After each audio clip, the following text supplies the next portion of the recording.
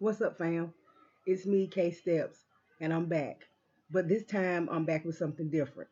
This time, we're going to take it in a different direction. I'm not going to talk about current news. I'm not going to talk about current news in the entertainment world. Um, I'm going to touch on some politics, but I'm going to touch on some politics in a different way. Um, this time I want to come and I want to do some clarifying. I want to do some clarifying and I want to do some simplifying and I want to put some information out there for people who don't know or people who don't quite grasp or quite understand exactly what ADOS,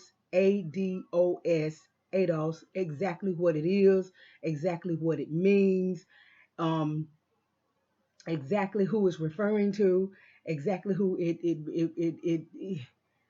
all the implications of it, exactly what it is.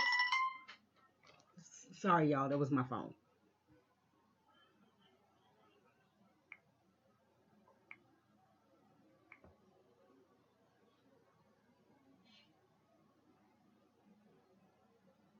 Hold on just a minute.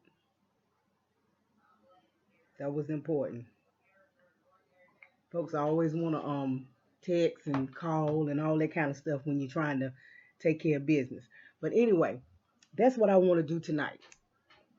Tonight, I just want to clarify and I want to simplify and I want to give out some information about ADOS and about exactly what it is and how it got started and and the whole 9 yards. So that's what we're gonna do tonight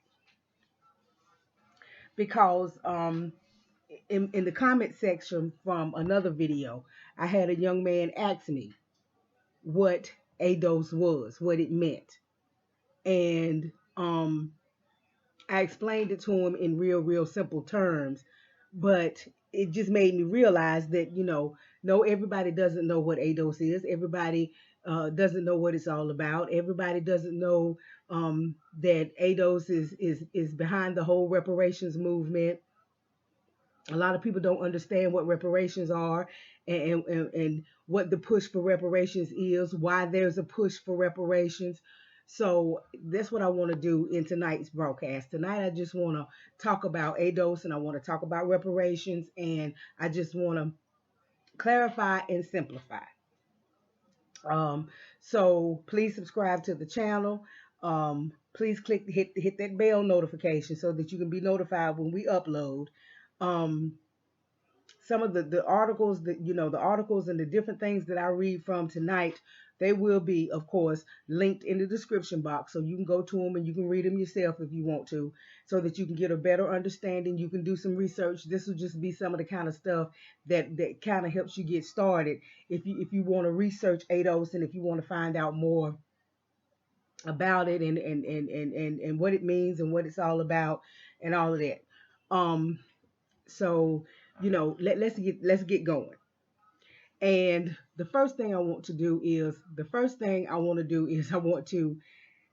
define ADOS, because ADOS is an acronym and it stands for American Descendants of Slavery or American Descendants of Slaves. Slavery, slaves, pretty much same thing. So that's what ADOS stands for: American Descendants of Slaves, American Descendants of Slavery. And the reason why it's American descendants is because of the chattel slavery that took place here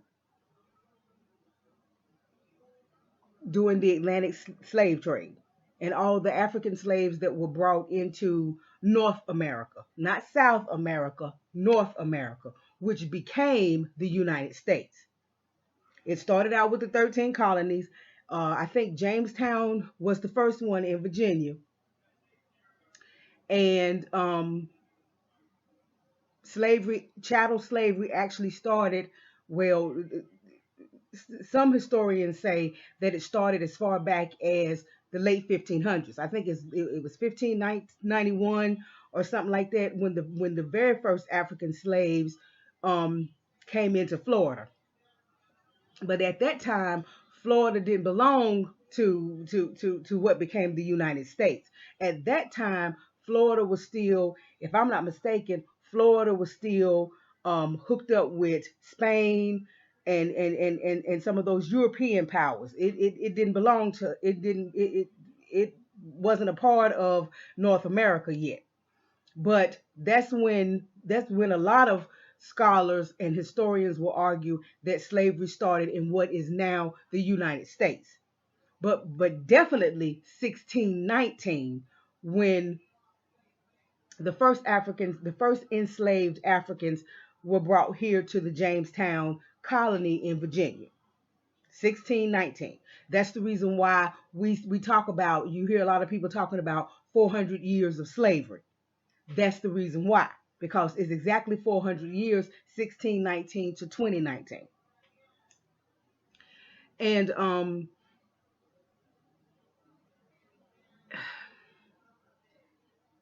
they call it chattel slavery because with chattel slavery, um, chattel is described as personal property.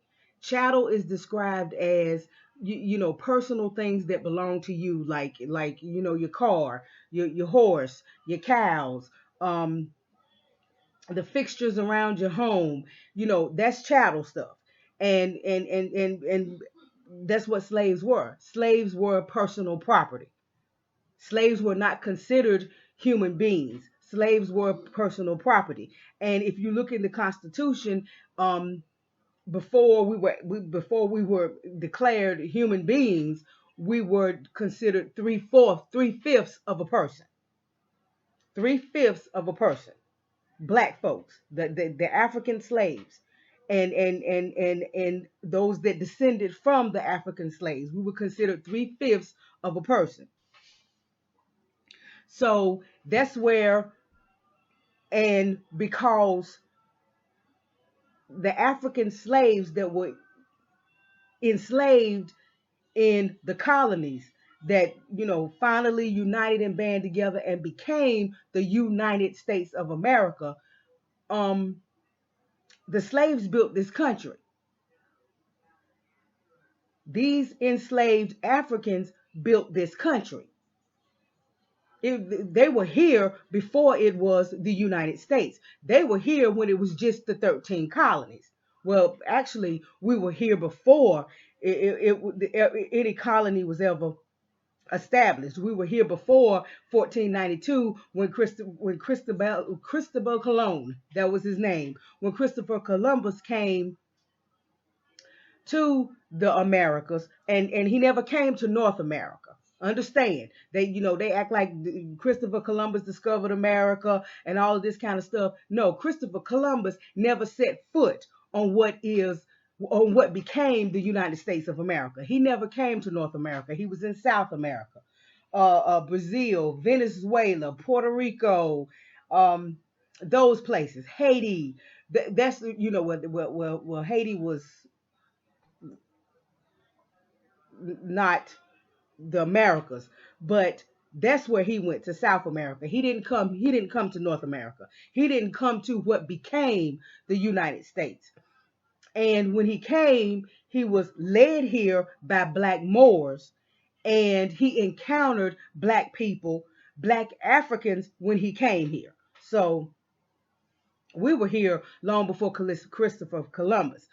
But as far as the United States is concerned, the slaves built this country. The slaves built this country. The slaves built the wealth in this country. And we built the wealth two ways. The colonists, who eventually became the plantation owners, who eventually became the slave owners, they made money two ways off of us. They made money off of us by our physical bodies, buying and selling our physical bodies. They called us black gold. So that's one way they made money off of us. Then they made money off of our labor. With the crops, the growing of the crops, the harvesting of the crops, building, all the different and several things that slaves had to do. So they made money off of our physical bodies with the slave trade and the buying and the selling of human flesh, and called us black gold. And they made money off of our labor. It was free labor. It was absolutely free labor. We were never paid in any kind of wage for our labor. So when you have millions of people coming in and out, in and out, in and out, some of them die off, you kill some of them, but you get a fresh supply, and this goes on for 250 years, you make a whole lot of money. You make a whole lot of money because all your work is being done and you have no overhead. At least not as far as your employees are concerned. You have absolutely no overhead as far as your labor is concerned. So not only are they building these homes for you, not only are they working your fields for you and your crops, not only are they coming up with inventions that you're stealing and making money off of their inventions, not only are they doing all of this, but you can actually buy and sell the individual person. Male, female, and child. Man, woman, and child. So they made a whole lot of money off of us. A whole lot of money. And we never got any kind of compensation whatsoever, except for beatings and whippings and rapes and the book breaking and the torture and the dehumanization and the brutalization and the lynchings and the burnings and that was the only compensation that the enslaved black person got from slavery.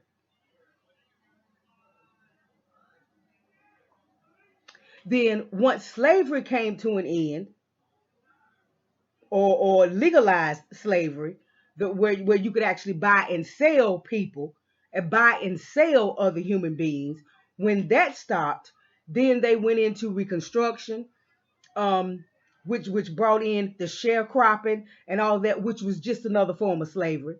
Because with the sharecroppers, what they were supposed to do is they were supposed to work the land for the plantation owners. Now you didn't do it as a slave. Now you work the land in conjunction with the plantation owner, the land owner. And at the end of the year, when you went to sell the crops, you were supposed to share in the profit. So it was still the black person. It was still the black American. And this is 250 years later. This is 1865, 1866. This is 200 plus years later. So the black person still had to do the work. They still had to do the manual labor. They still had to do the hard work. They had to do the turning the soil, preparing the soil. They had to till the soil. They had to plant the crops. They had to, cultivate the crops. Then they had to go out and they had to harvest the crops and get it prepared, for the harvest and for it to be sold and all of that. And then at the end, once those crops were sold, they were supposed to partake in a certain profit, a certain amount of profit. But it didn't work that way because these were black freedmen who had just recently been freed from slavery. So they had no capital, they had no money, they had no lines of credit, they had none of that. With any of the stores, with any of the seed stores, with any of the places where, you would buy your seed and you would buy, your mules and your hay and all these, and your tools and wagons and horses and all the stuff that you needed to farm and to continue to farm the land. So the white landowner, who used to be, in some cases, your slave master, your slave owner, and he has now become this person that you're supposed to be technically in business with, he would have to be the one to foot the bill to buy the seed, the tools, the horses, the mules, whatever you needed, just like he did in slavery. He provided all of that. He provided all of that so that you could work. So then, now that you're free, your room and board, your food, your clothing, for you, if you have a family, none of that is free now. None of that comes along with being a slave. You have to pay for all of that now. So by the time harvest season was over and the profits had come in and it was time to divvy up, your share of the profits, you never got anything. Why? Because by this time now you're in debt to the plantation owner. You're in debt to the landowner because you've got to pay him back out of your profits. You have got to pay him back everything that he spent, or at least over half of what he spent on the seed, or on the wagons, on the tools. You got to pay for your clothes. You got to pay for your food. You got to pay for your housing. You got to pay for all of that. So now the free black man encountered something that the slave black man never encountered, and that was debt. So you still ended up doing all of this hard work for free. Because by the time all of that was added up, not only would it take all what little profit you were going to get, but it would still leave you owing more. And every year, your debt just kept on building, just kept on building, just kept on building, just kept on building. You could never catch up that debt. You could never pay that debt. No matter how hard you worked, no matter how plentiful the crop was, no matter how plentiful the harvest was, no matter how much profit was garnered, the black sharecropper could never make enough to cover his debt and see a profit. So you were still essentially giving your labor away for free. That was during Reconstruction and right after slavery, that was that whole sharecropper con, because that's all it was just a con. It was just a way to keep you working the land and keep you making money for the Southern white man, and you not get anything out of it. So you were still giving your labor was still free. So you're still helping him build wealth. You're still helping him establish himself, but you're still not getting anything out of it. So then from Reconstruction, we went into Jim Crow, the Jim Crow laws that were meant to cut black folks out of everything. Out of jobs, out of opportunities, out of neighborhoods, out of schools, everything. That's what the Jim Crow laws were. The Jim Crow laws were meant to keep you segregated, to keep you cut out of everything that America had to offer. Because now America is booming. Now America has been a part of the Industrial Revolution. Now America is being noticed and being recognized as a superpower, as one of the powers in the world. And America is booming. And the Jim Crow laws were meant to keep black folk out of that.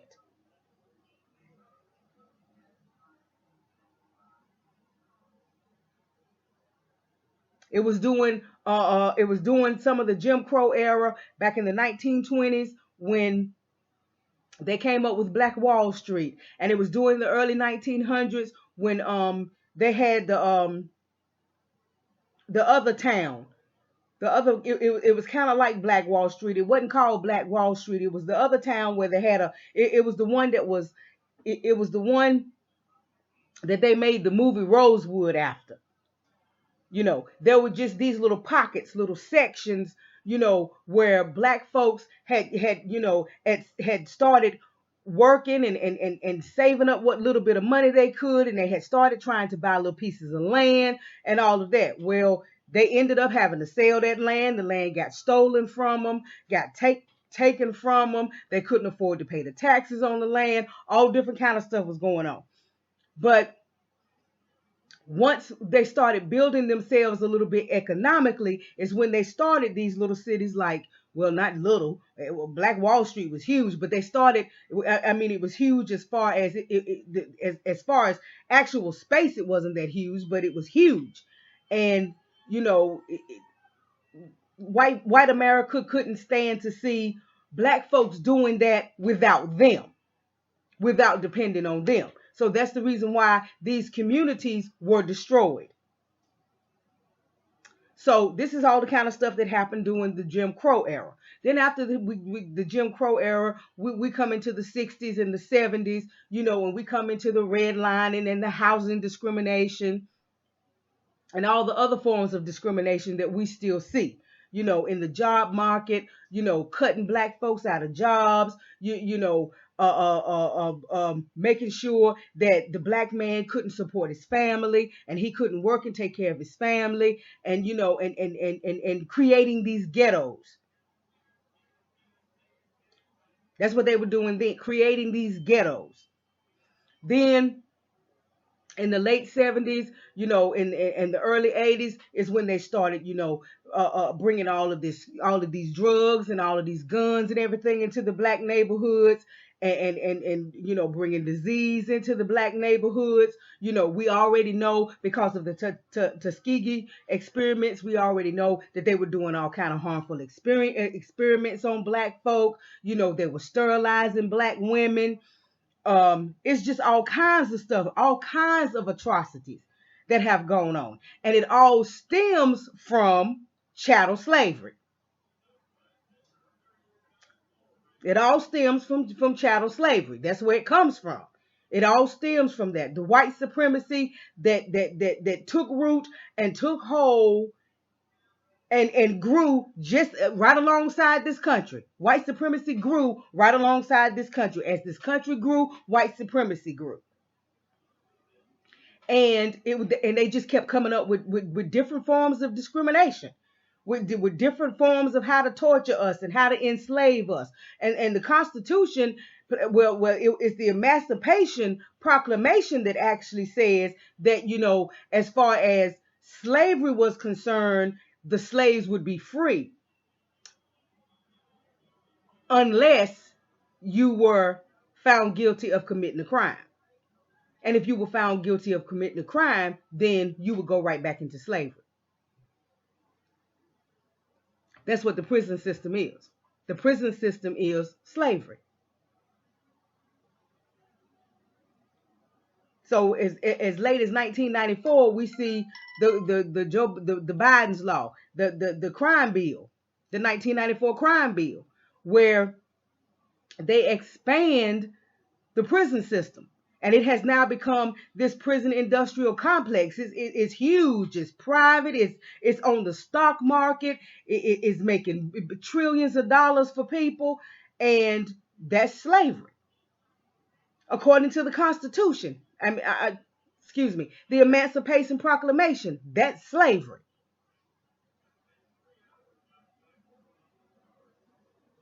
So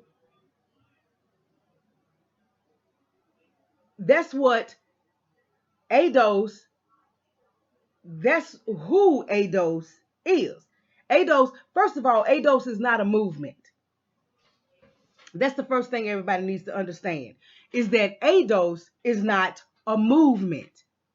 ADOS is not a movement like the civil rights movement or like the different movements that rose up during the time of the Vietnam War. ADOS is not a movement.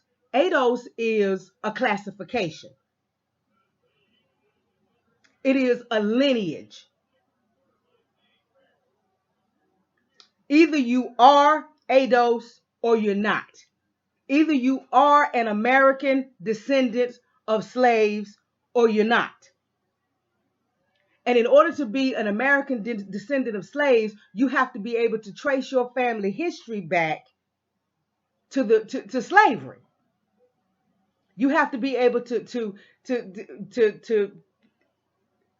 have an ancestor that was a slave.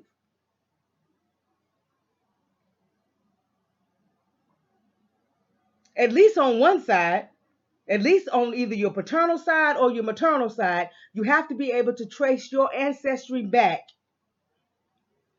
to slavery,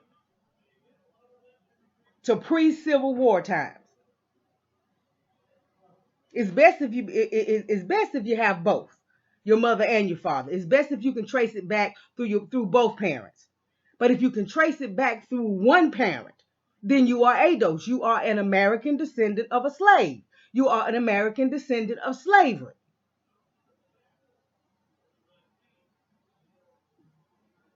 That's what it is. So it's not a movement. It's a lineage. It's a classification. It distinguishes you from every other American.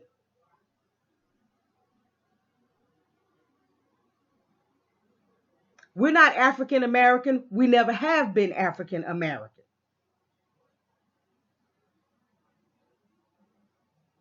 America is our homeland. America is where our roots are. America is where our parents were born, our grandparents, our great-great-grandparents, our great-great-great-grandparents. America is where they were born. It is here that they worked. It is here that they sweat. It is here that they shed their blood. It is here that they fought.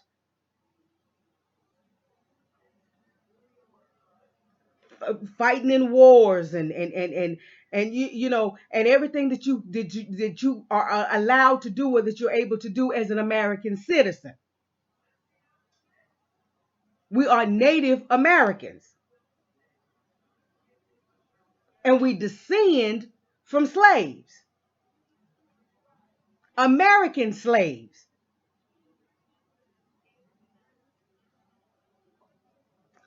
Because you have to understand, when they first got here, they were Africans enslaved.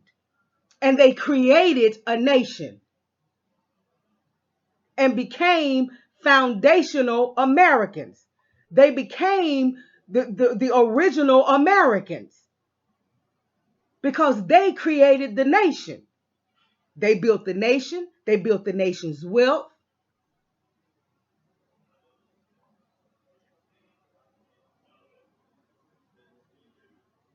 A lot of the laws that were created specifically because they were here.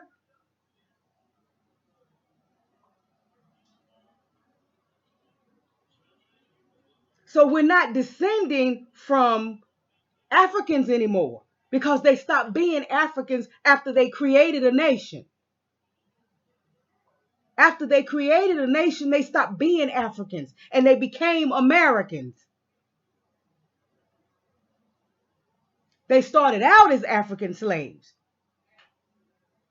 in the colonies. Those African slaves created a nation, built a nation, and became the first Americans.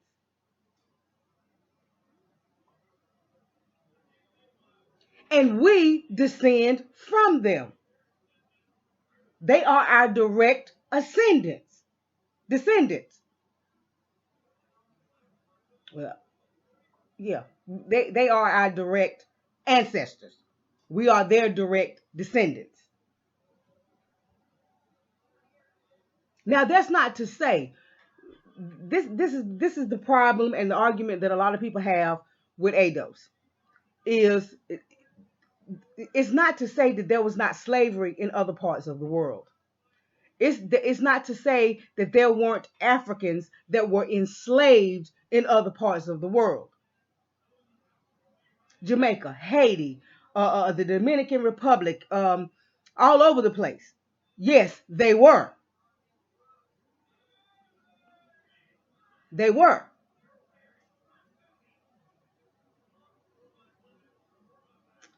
But they didn't create a whole nation.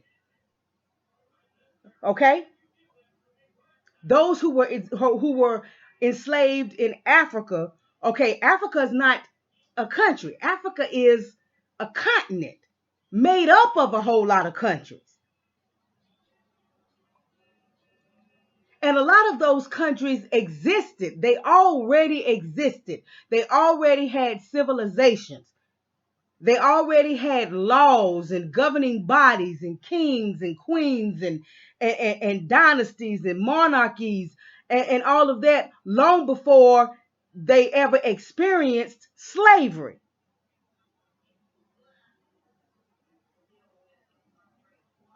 So the slaves that were brought in, yes, they were mistreated. Yes, they were used for their free labor, but they didn't create the nation that enslaved them.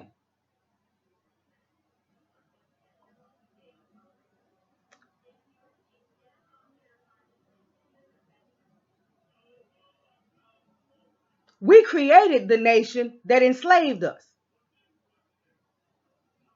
We were enslaved here before it was a nation. And then we created it. And then after we created it, they kept us enslaved so that we could continue building it and continue adding to its wealth and its power.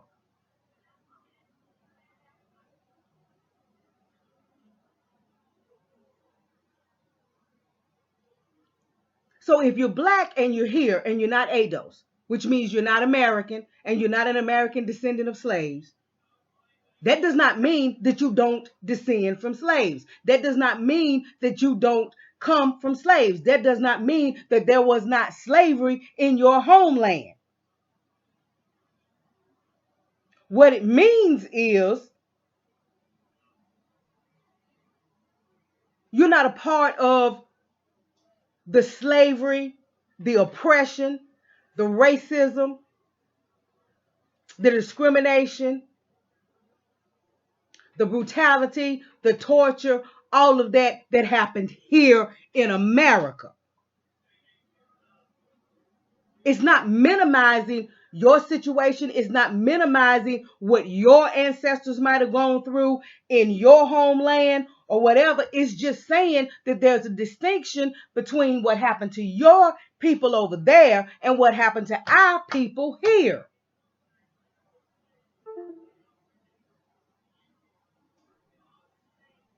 This is our homeland. We didn't come here after this nation was built as immigrants. Okay? That's not how that happened. We didn't come here after the United States was the United States of America. No. When we got here, it was not the United States of America. It was 13 colonies. Well, it might not have been 13 when we got here. When we got here, I think it was only 2. Georgetown and Jamestown.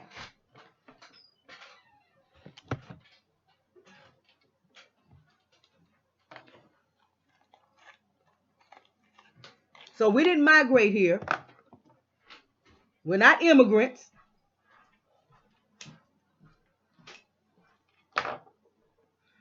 We didn't come to a nation that was already formed, already had a constitution.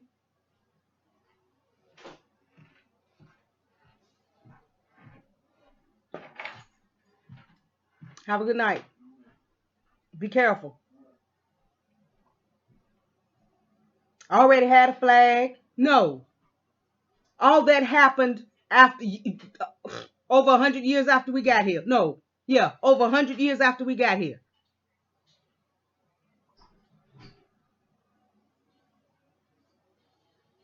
So we were here. We built it.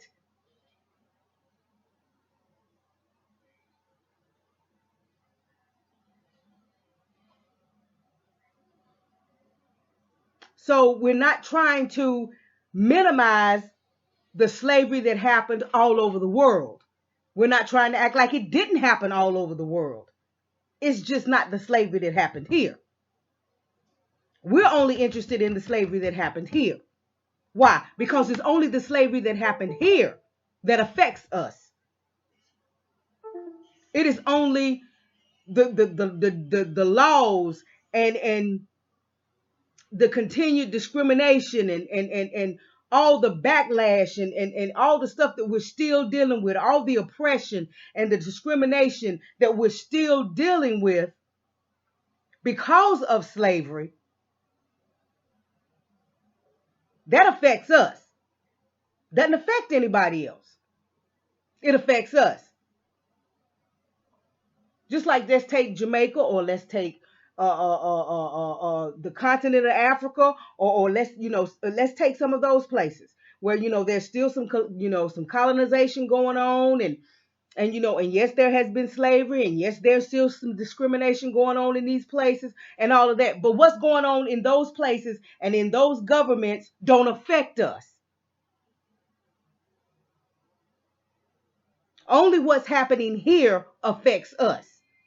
So we can only be concerned about what's happening here in America, our homeland.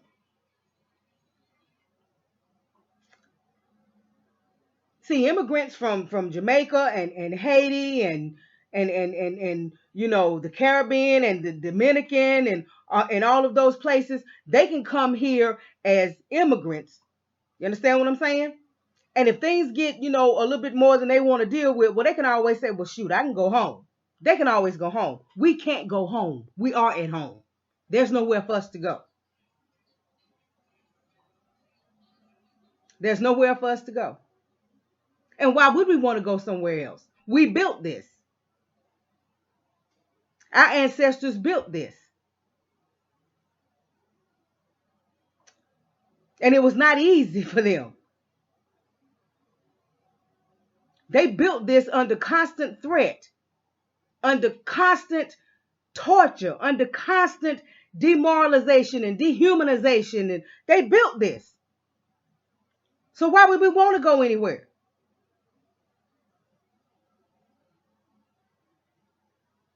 So ADOS is not meant to minimize anybody else's experience. It's just meant to make it clear that your experience is not the same as our experience. Your experience is not our experience. You are not us and we are not you. Yes, we're all Black.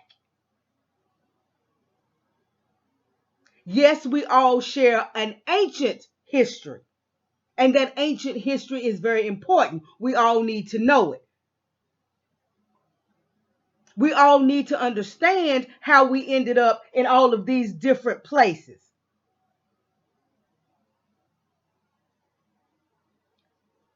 Being enslaved, being mistreated, being brutalized, being used. But instead of the Black immigrant coming here and speaking against us trying to get what's due to us and what's owed us, what you need to do is you need to realize that in your homeland, because you are a descendant of slaves, you may not be an American descendant of slaves, but if you're Black, 9 times out of 10, you're a descendant of a slave from somewhere. And if you know for a fact that there was a history of slavery, brutal slavery in your homeland, you need to be doing the same thing that ADOS is doing here. You need to be in your homeland fighting for your reparations, demanding that they give you what is owed to you, instead of over here trying to keep us from getting ours and trying to undermine our process. You need to be in your homeland following our lead. Because it's not to say that you're not owed something. It's not to say that you're not a descendant of slaves. It's not to say that your descendants didn't experience just a harsher form of slavery as we did. It's just to say they didn't experience it here. It's not our place as ADOS. It's not our place to go to Jamaica or Haiti or any of these other places and make any kind of demands, have any kind of conversation, have any kind of remarks, have any kind of opinion about what's going on between you and your homeland and the government of your homeland. That's your business. And that's the reason why we're not doing it. That's the reason why we're not in Jamaica. We're not in Britain. We're not in France. We're not in any of those places demanding reparations. Because we don't have a right to reparations in those places. But we do have a right to reparations here. We do have a right. It is a debt that is owed us here. And that's the reason why we're taking care of it here. And that's the reason why we simply ask that if you are a Black immigrant, if you can't agree with us, please be quiet. Although you should be agreeing with us. And not only agreeing, you should be following suit in your homeland. But please stay out of the ADOS reparations conversation. Because just like we don't have a right to have that conversation in your homeland, you don't have that right to participate in the conversation here. Because whatever happened to you, whatever happened to your descendants who were slaves, it didn't happen here. Just like what happened to us and our descendants, our ancestors who were slaves, didn't happen over there. So we're not taking our case to somebody who has nothing to do with our case. We're taking our case to the people who owe us, to the people who harmed us, to the people who injured us, who wronged us. And we are expecting them to make it right and give us what they owe us. Now, since I jumped into reparations, as I said, ADOS is not a movement. It's not a movement, and it does not have a leader. Yes, Yvette Carnell and Antonio Moore came up with this whole ADOS concept, this whole ideology. Yes, they came up with it, and I'm so glad they did. Why? Because, in America, we needed something that distinguished us. We needed something that separated us. We needed something that was just for us. Everything else that we have, that America, that the American government has supposedly given the Black American for the Black American, the government and the dominant society have always found a way to go in, to slip in through the back door and make it for everybody else. So once everybody else gets their little chunk of it, there's nothing left for us. This is just about us. ADOS is us, not including anybody else. And yes, we are being exclusive. We're not including everybody in this because everybody can't be included in this because everybody's not a part of it.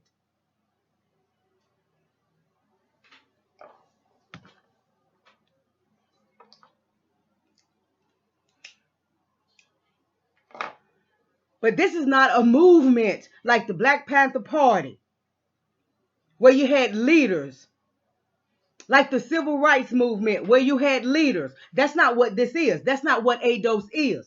ADOS is people. We are ADOS. It's not a movement. It's a collective of human beings.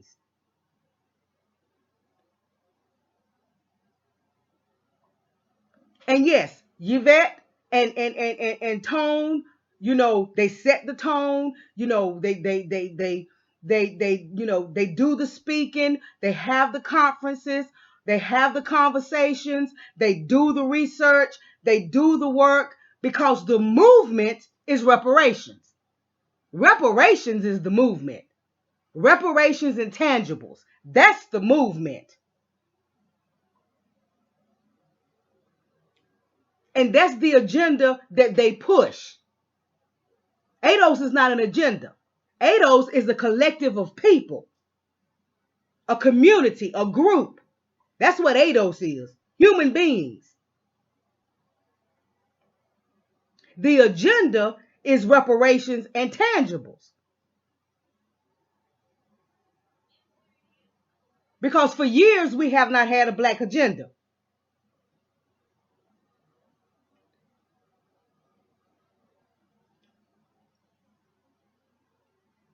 But we have one now. ADOS has an agenda. And that agenda is reparations and tangibles. All right, now let's go a little bit further so that we can explain a little bit about reparations. First, I want to give you the definition of reparations. Reparations in the noun form. The making of amends for a wrong one has done, get this, by paying money to or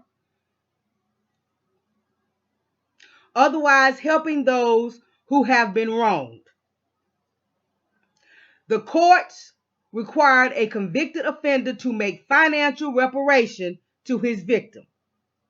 In so many words, financial compensation.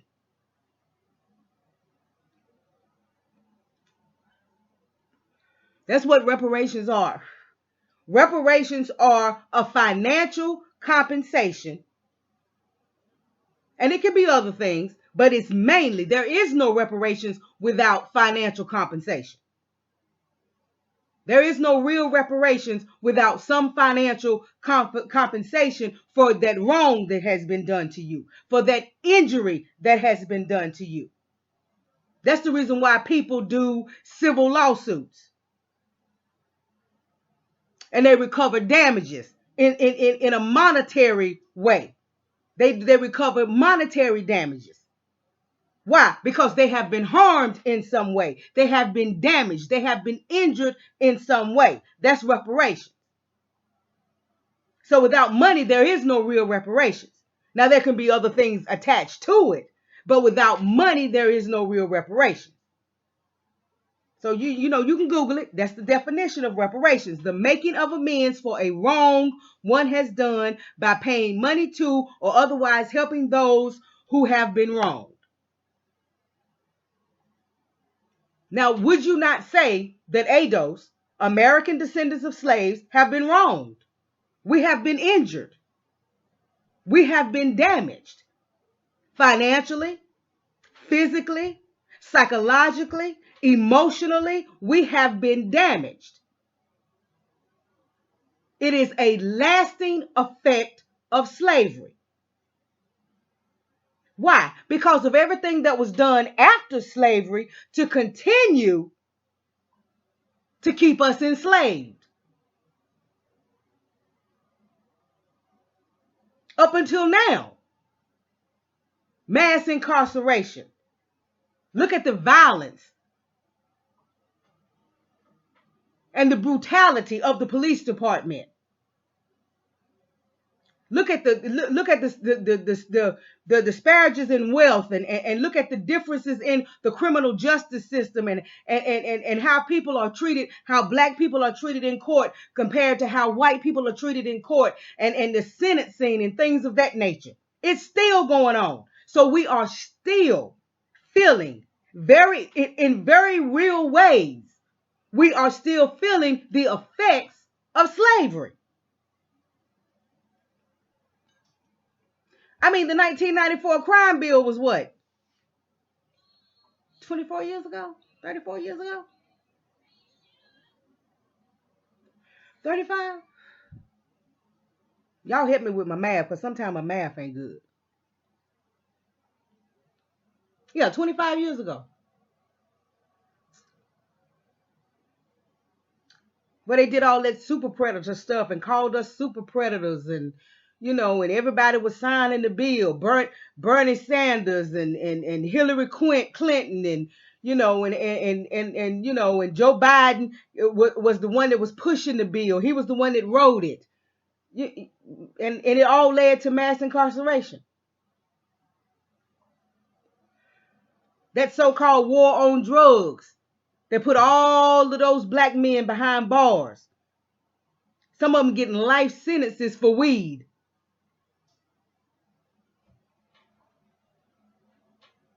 So we're still feeling the effects of it. And we're still dealing with it today. We've got a whole Democratic Party that won't acknowledge us. A whole Democratic Party that won't acknowledge any black issues. That won't bring forth a black agenda. We had a whole black president. He wasn't ADOS, but he was a black president that didn't acknowledge any of our issues.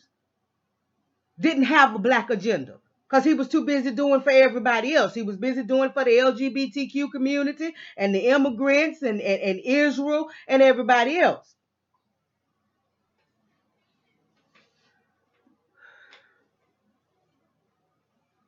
So yes, we have been done wrong. Excuse me. And we're still being done wrong. We're still being injured. Innocent black folks, unarmed black folks can be shot and killed, and the police officers responsible for it can just walk away. Or if they're convicted, they get a slap on the wrist and they just walk away. To the point where now they're even murdering people in their own homes.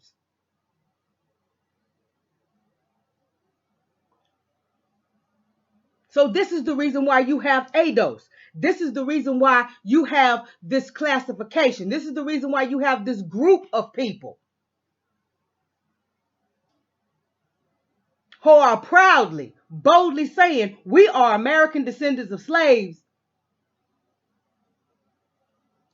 And because of slavery, because of the harmful effects of slavery, because of all the Jim Crow laws and all the discriminatory laws that came forth out of slavery, because of all that we had to endure and we're still enduring since slavery, you owe us. You owe us all that back pay for that 250 years of free labor.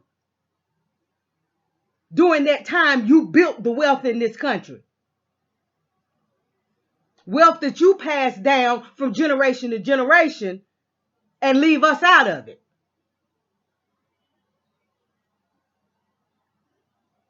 And now the black community is in a state of economic collapse. Because all the money is in white America. But it's money that we created. It's money that our labor generated. It's money that our physical bodies generated. It's money that our physical bodies still generate in that prison industrial complex. All the thousands of dollars that they get for one prison inmate.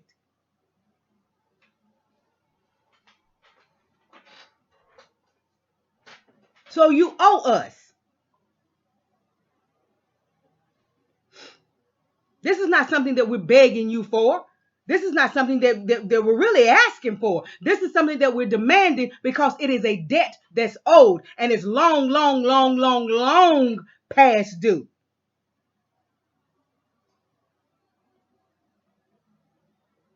And if you are not ADOS, but you are a descendant of slaves somewhere, then I would urge you to get with others in your own home country and deal with the power that enslaved your ancestors and start making some demands.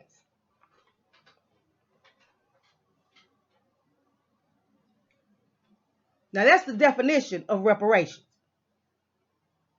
Reparations and tangibles, that's the agenda. That's the movement. ADOS is not a movement. It's a people. It's not a movement.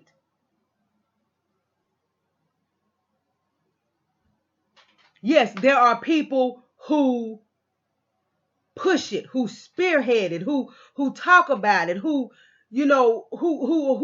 are steadily developing it, but they're doing that for the agenda, for the movement. ADOS has already been defined.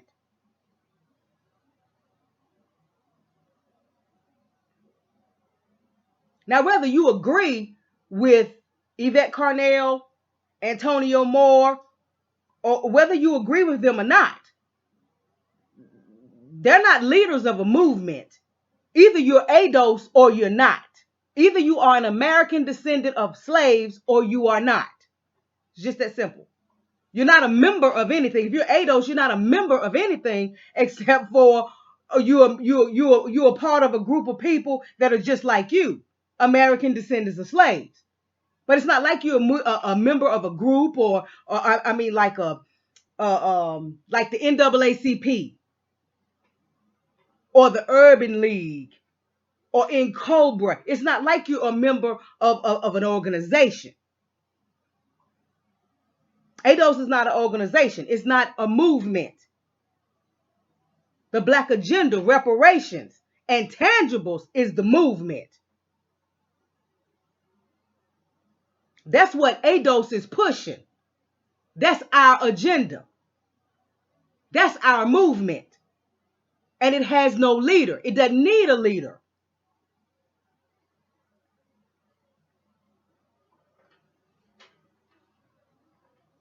Now,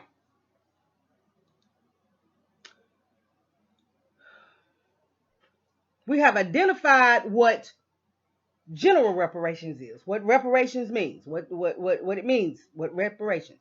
Tangibles means we want tangible stuff like money, land.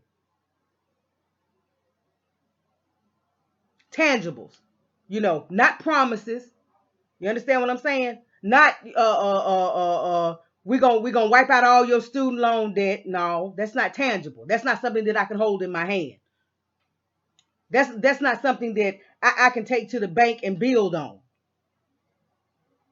We want tangibles. Again, money, land. No, we don't want cars because we can cut the check and we can get our own cars. You know, we don't want student, we don't want free college educations. You know what I'm saying? We don't want money sent to HBCUs because HBCUs are no longer about Black folks. Not American, not foundational Black Americans. Not ADOS. They're about everybody else.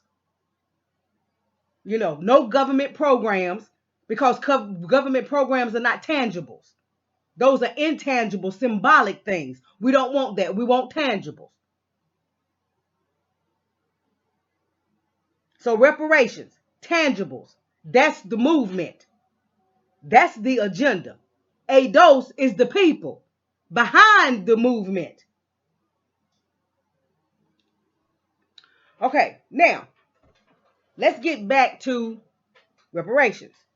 Now, in this reparations debate, because, you know, this summer they had the so-called hearings on HR 40. And HR 40 is just this resolution, this bill that Sheila Jackson Lee and some others have came forward with, talking about, you know, to study reparations and to look at reparations and to look at how reparations should be done, and you know, and all of this kind of stuff. And then once they study it and talk about it and all of this kind of stuff, you're going to pay $12 million because that's how much she says it would cost to do this HR 40 thing. You know, that $12 million can go in the reparations fund to provide reparations to ADOS instead of to study something that you already know. But then after you spend this $12 million and you sit around and you have these conversations and you have these committee hearings and you have these talks and all of this, then all you're going to do is make recommendations. That's all they're going to do is make recommendations. Well, we recommend that you do this. So we recommend that you do that. And we've seen in the reparations hearings that most of the people are against cash payments. So that's not going to be one of the recommendations. So they're going to recommend some more government programs, you know what I'm saying? And then in the small letters, they'll fix a way for everybody else to come in the back door and become a part of it, like they're doing with the Civil Rights Bill of 1964. You know, they found a way to get women in there when women were not supposed to be a part of the Civil Rights Bill. The word sex was not even supposed to be a part of it. When they say discriminating, they can't discriminate you for your race, your ethnic group, your color, your nationality, your national origin, or whatever, and sex was thrown in there. Well, sex was not a part of the original 1964 Civil Rights Act.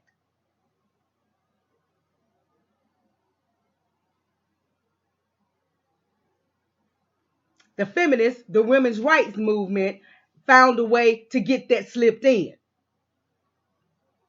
They didn't want the bill to pass at all, but they found a way to get that slipped in. And that was to cover white women, because black women would have already been covered in the bill under race. Under you can't discriminate against somebody because of their race or because of their color. So black women were already covered. They were already protected in the bill.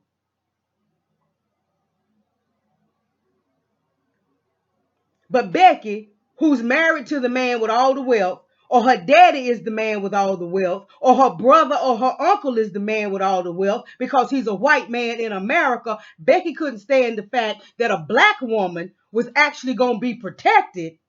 So they had to find a way to ease themselves into the civil rights bill. And that's what everybody else is trying to do. That's what the LGBTQ community is trying to do. That's what pedophiles are trying to do. That's what minorities have done. That's the reason why they slipped that word minority in there.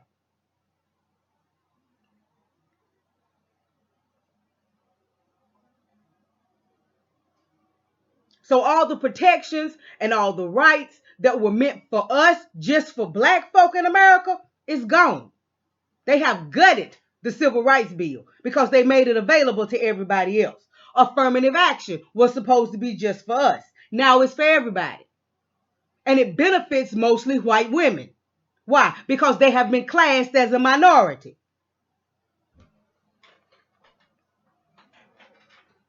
But again, being classed as a minority, they're the wives of, the daughters of, the sisters of, the nieces of all the wealth.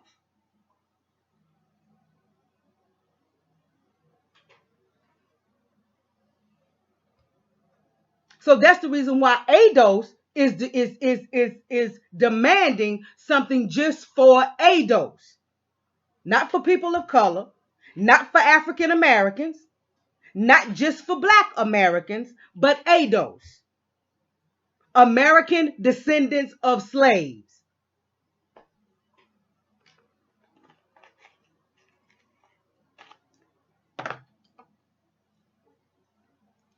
Now, with all this talk of reparations, you got folks running around acting like they don't know what reparations are, and reparations what? And they're acting like, well, how in the world would we do that? How would we figure that out? And where would the money come from? Okay, let's go down a little list of all the folks that have received reparations from the United States government. And let's start with the slave owners. Yes, the slave owners. Slave owners compensated. On April 16, 1862, President Lincoln signed the District of Columbia Compensated Emancipation Act.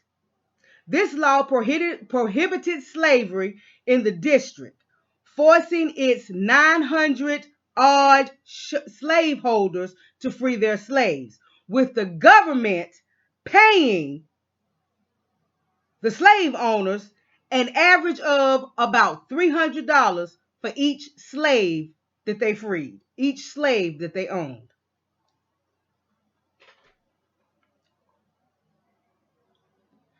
So you had over 900 slaveholders, slave owners, getting $300 a head for every slave that they owned. So yeah, I'm going to abolish slavery. You understand what I'm saying? I'm going to make it illegal. I'm going to prohibit slavery in the district. But I'm going to compensate you for your loss. I'm going to compensate you because I know that this is going to damage you. This is going to injure you.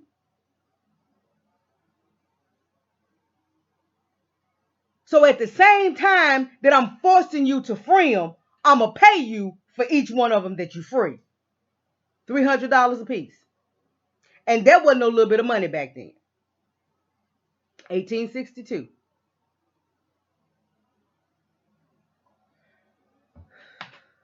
I wonder where that money came from. Okay.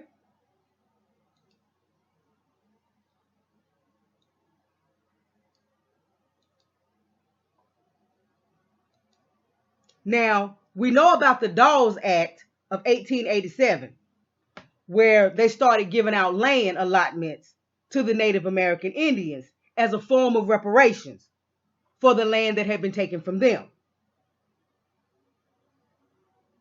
And they went on to give them money, and you know, and some of them still get money today. They get a check every month. And it was on these ADOS rolls that, you know, you had to go in and you had to sign and all of that. And they, you know, the white folks, the dominant society, like always, worked up a trick where they would pay the guys that worked the rolls to add their names to the rolls. They would pay them $5, and that's where the old expression $5 Indian came from. So a lot of these folks now that are still getting this money every month, they're not Native Americans at all, because Native Americans were black.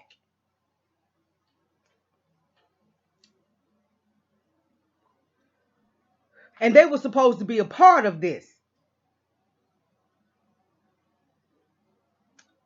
But the government made it clear that if the Indians didn't cut the black folk out of the tribes, they wouldn't get what was coming to them.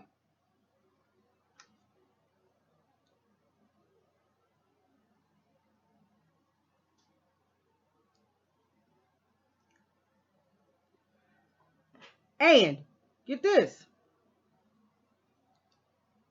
U.S. government to pay $492 million to 17 American Indian tribes. This is an article that was posted in the two-way, September the 27th, 2016.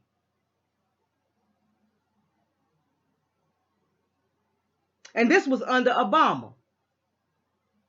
Few have been ignored by Washington as long as Native Americans.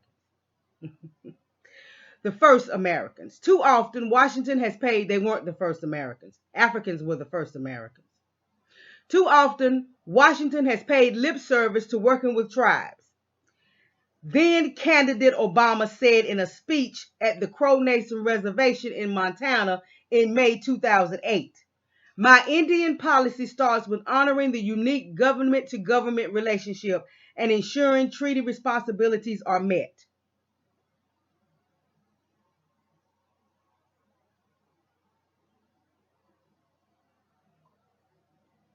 $492 million.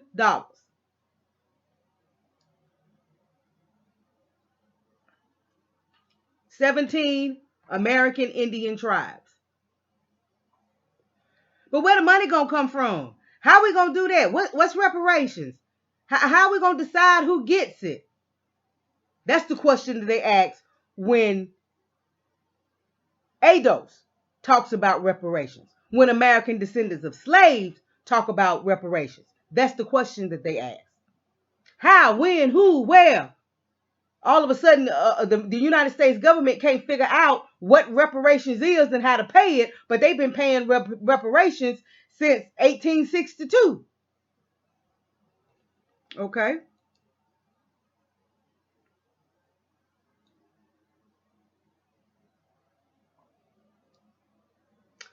Other countries have tackled these questions. In 1995, South Africa, wait a minute, hold on, let me do this first, I'm sorry. This was in the courts, it's Unpaid Debt, What U.S. Slavery Reparations and Post-Holocaust Germany Have in Common by Bernd Ritter, August 2nd, 2019. And like I said, these articles will be linked in the description box so you can go back and read them.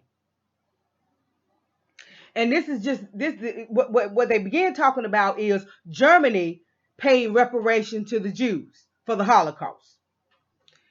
Other countries have tackled these questions. In 1995, South Africa established its Truth and Reconciliation Commission and paid reparations to the victims of apartheid. 8 years before that, 8 years before 1995, so that would have been 1987. In 1987, the United States apologized to 82,000 Japanese Americans unduly imprisoned during World War II.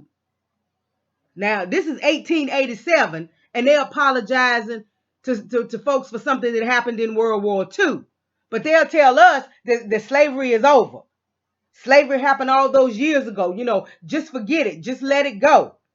Okay, well, they didn't tell these Japanese Americans to just let it go 50-some years later.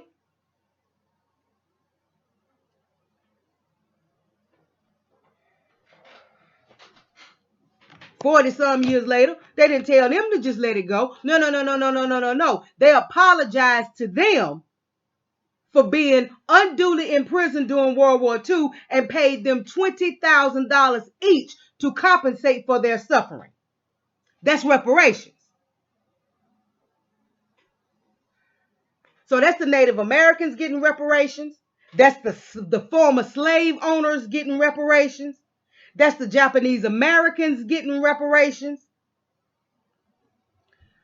That's the Native American Indians getting reparations. In several installments, the Native American Indians was getting it.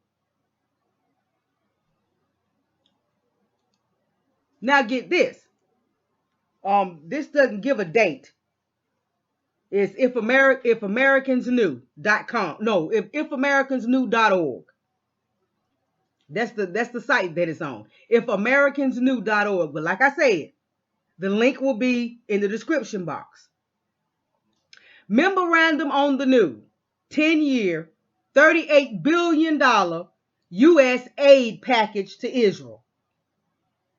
Starting in 2019, and I think this article was 2017, the U.S. will give Israel $38 billion over the next 10 years. So that's from 2019 to 2029.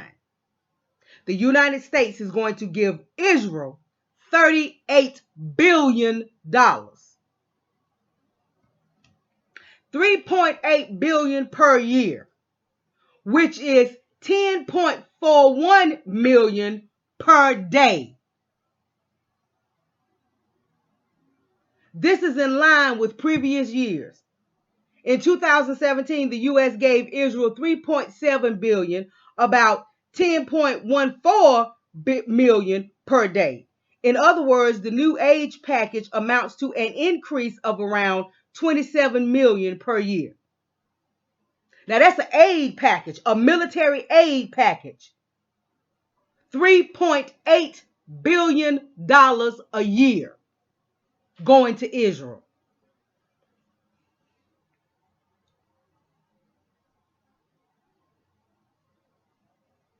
This is what I thought was real interesting.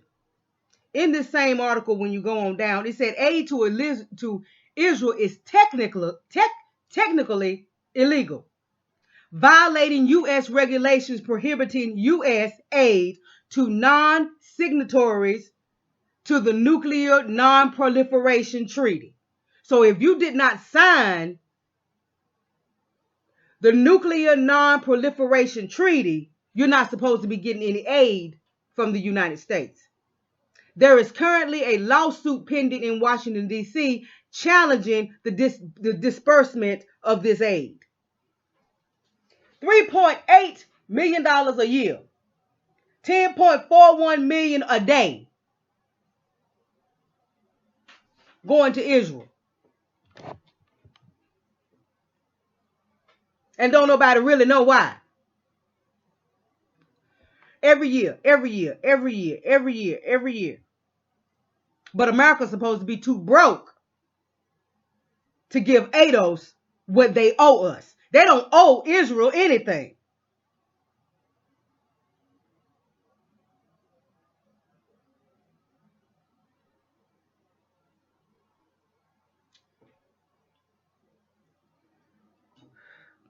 They gave it to the Japanese because they felt like they wronged them by imprisoning them and making them prisoners of war during a war, when they were at war with the country. But they still compensated them. They still gave them reparations. They felt like they hurt the slave owners. They damaged them. They injured the slave owners by prohibiting slavery. So they compensated them. They felt like they hurt the Native American Indians by stealing what was all this free land that they was running around on, and killing them all off and herding them off into little reservations and all of this kind of stuff. So they started allotting them land and giving them pensions and money and all of that, because they felt like they damaged them, they hurt them. But after 250 years of brutal chattel slavery, the United States don't feel like they owe us nothing. They don't feel like they have harmed us in any kind of way. They don't feel like they have injured us in any kind of way. After 400 years of oppression, 400 years of coming up with every kind of law they could think of to keep us oppressed and to keep us enslaved, they don't feel like they did us an injury. They don't feel like they did no harm to us after we built the country.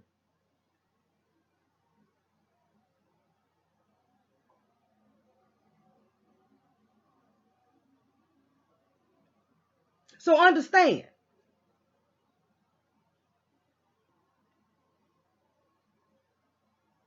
ADOS is a people. Reparations and tangibles is the movement that ADOS is pushing. It's the Black agenda that ADOS is pushing and demanding. Now, I want to finish this by reading something to you. What this gentleman, Bern Ritter, had to say in his article, when he was talking about the Germans paying out reparations to the Jews for the Holocaust. Instead of seeking to wipe the Holocaust from its history, the German government has worked hard to ensure remembrance, penance, recompense, and justice. The United States, in contrast, has no official policy of atoning for slavery. And I'm glad he used that word there, because to atone for something means that you ask forgiveness for a sin. You do what you need to do to atone for that sin that you committed. And remember, Thomas Jefferson and George Washington. George Washington called it the original sin. Thomas Jefferson talked about, maybe I have them mixed up, but both of them talked about how the United States just didn't really stand a chance as a country until it dealt with its original sin of slavery. The United States, in contrast, has no official policy of atoning for slavery. While the House of Representatives and Senate made separate apologies for slavery in 2008 and 2009, these apologies were never reconciled or signed by President Barack Obama due to lack of political support. So he the president, first black president, but he couldn't reconcile them, he couldn't sign them, he couldn't back them, he couldn't do nothing because he didn't have any political support. Okay. Racist symbols are openly displayed in the United States, protected by the First Amendment. Nor has there been any financial compensation for the descendants of formerly enslaved Americans. He didn't say Africans. He said, nor has there been any financial compensation for the descendants of formerly enslaved Americans. They came here as Africans. They built America and became Americans enslaved. Despite President Abraham Lincoln's famous promise of 40 acres and a mule for all freed black men. We never got that. We never got that. Instead, they worked a way to give that to the former slave masters after the Civil War to help them rebuild, because they had been so damaged by the Civil War and the end of slavery. The German experience with reparation is, of course, not directly comparable to that of the United States. Germany had to lose a devastating war before it compensated the Jewish people. Well, America had a devastating war, the Civil War. And as in the case of the Japanese American prisoners of war who received reparation, the Jewish victims of the Nazi regime and their descendants were relatively easy to identify. The U.S. government paying reparations today for state terror that ended 150 years ago poses numerous practical challenges. They include identifying the rightful recipients and sourcing the money appropriately, whether state-based or federal. Those who say they did not benefit from slavery must be persuaded that reparations are required to right a moral wrong. Polling shows the majority of Americans oppose cash payments as a redress for slavery. See what I'm telling you? See, they oppose cash payments for us, ADOS. But everybody else got cash payments.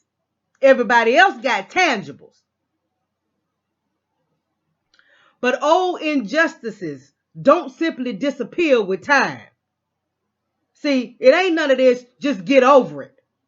It ain't none of this, oh, well, that was that was 200 years ago. That was 300 and some years, that was 250 years ago. Just get over it. Just let it go. No. Old injustices don't simply disappear with time. Left unaddressed, they fuel the kind of division, shame, and resentment that, as America knows well, can divide a nation, because it's already divided the nation one time before.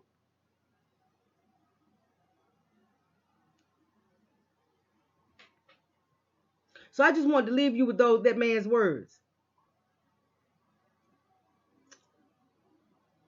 And I hope you have a better understanding of who ADOS is. Because ADOS is not, like I said, an organization or a movement or some little club that you can join or whatever. ADOS is you. And either you are or you're not. ADOS is us.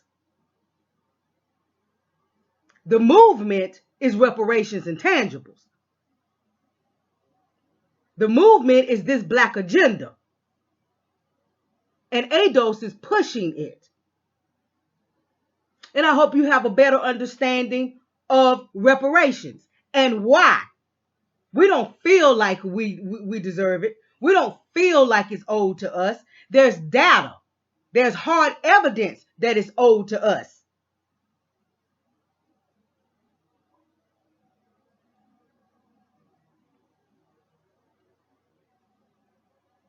I hope our black immigrant family understands now that we're not trying to minimize anything that you have gone through in your homeland or that your ancestors went through in their homeland. We're not trying to act like we're the only ones that had to deal with the brutality and the issues and the brokenness of slavery and discrimination and oppression. We're just saying your situation and our situations are different. They happen to us in different places. Just like we can't come over there and involve ourselves in your political conversations with your government, you can't come here and involve yourself in our political conversations with our government. Agree or don't agree. But if you don't agree, be quiet about it. But what I would suggest is that you look at what's going on here and start implementing some of this in your homeland so you can get what belongs to you. So you can get what's owed to you over there, where they did you the harm. They did you the harm over there. They did the damage to you over there. They didn't do it to you here. They did it to us here. And here is where we're going to deal with it. So I hope this video just clarified and simplified some things. And like I said, these articles that I've read from, all of this stuff will be linked in the description box. Please go, no, I didn't touch on half of what's going on. But I gave you just enough that you can pick up and you can get a bare understanding and you can research it for yourself. And you can find out what it's all about for yourself. Just understand that ADOS is not a movement. It's not a movement like the Civil Rights Movement. It's not an organization like the NAACP or the Black Panther Party or whatever. No, ADOS is you and me. ADOS is us. ADOS is who we are. Not what we are, who we are. We are American descendants of slaves. And America owes us a huge debt. Good night.